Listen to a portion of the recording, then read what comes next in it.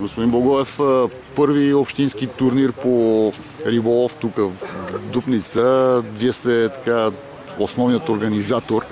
Доволен ли сте от това, което се случи през тези 2 дни? Ами, доволен съм най-вече от това, че имаше желаещи и се събрахме. И надявам се хората да останат доволни, макар че риболов нямаше.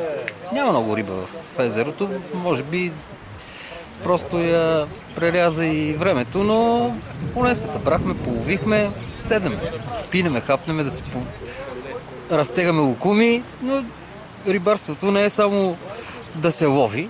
Всички знаят, че най-интересната част е след риболова и когато се седна и е приятно на всички. Добре, вчера голяма тръпка за децата. 21 младежи, дечица участваха в турнири, като че ли повече от вас уловиха. Да, вчера се ловиха повече. Беше малко по-хубаво времето и може би децата са по-добри от нас в края на краищата. Наистина имаше деца, които ловеха доста така умно, стратегически си държаха от край до край и беше им приятно повече деца, радваха се. Това е най-важно, да ги скараме навън, сред природата, да не са вечно на компютрите и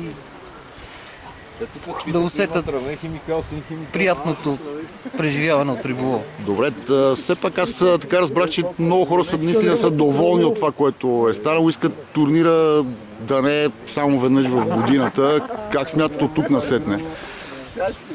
Ами от тук насетне за деца няма как да се случи да го направим на Дяково, но възрастните евентуално може да се съберем да го направим на Дяково. Но ако тук се събереме помежду нас пари или евентуално Яра да ни помогне да се пуснат повече риби, наистина ще станат вече интересни турнири.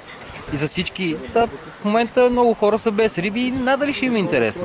А ако се ловят наистина много риби, хората ще идват по-често, ще искат да се събираме по-често, в смисъл не на свободен риболов да се пусне водоема, ами да си правим подобни турнирчета, да ни е приятно на всички. Добре, благодаря.